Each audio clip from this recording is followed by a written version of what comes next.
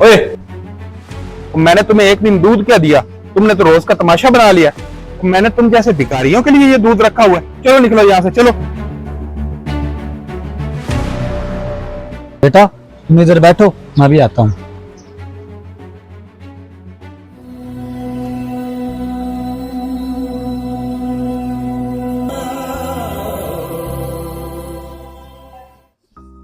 बिलाल भाई, दूध ले लो।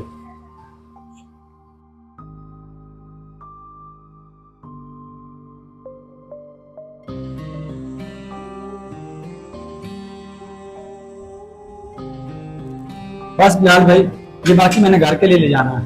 ठीक है।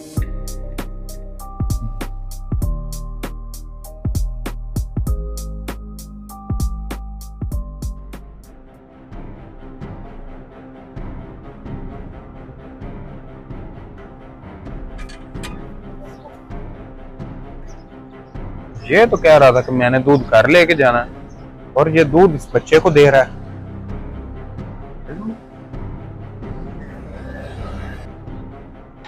बेटा मैंने तुम्हें कितनी दफा रोका है कि बाहर से दूध मत लिया करो। जब भी आपको दूध की जरूरत हो मेरे घर से जाकर ले आया करो। चाचू मैं घर गया था दूध लेने। जी कौन? आंटी मैं अली हूँ, मैं दूध लेने आया हूँ। बेटा आपके चाचू अभी दूध लेकर नहीं आए, थोड़ी देर बाद आना। जी ठीक है। हाँ हाँ बेटा, दरअसल ना मेरी बाइक खराब हो गई थी इसलिए मैं लेट हो गया। आइंदा के बाद मैं आपके घर खुद दूध देकर आऊंगा, आपने नहीं आना। जाओ शाबाश कर।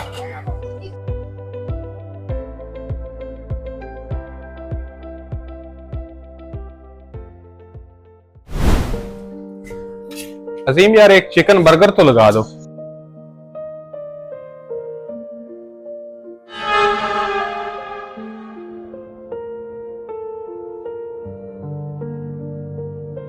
ये बंदा इतनी कम कमाई में भी इतना ज्यादा खुश कैसे रह लेता है?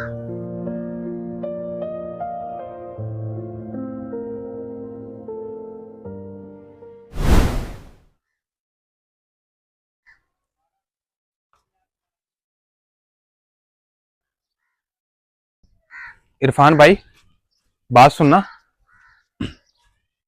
यार, तुम्हारा छोटा सा कारोबार है और तुम इनको मुफ्त दूध भी देते हो और फिर भी तुम हमेशा खुश कैसे रह लेते हो?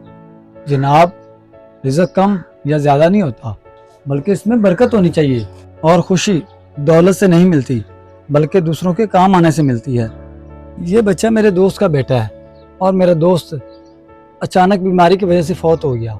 उस दिन मैंने वादा किया था कि उसके बाद उसके घर की जिम्मेदारी सारी मेरी। भाई मैं दूध नहीं देता, मैं अपने दोस्त का हक अदा करता हूँ।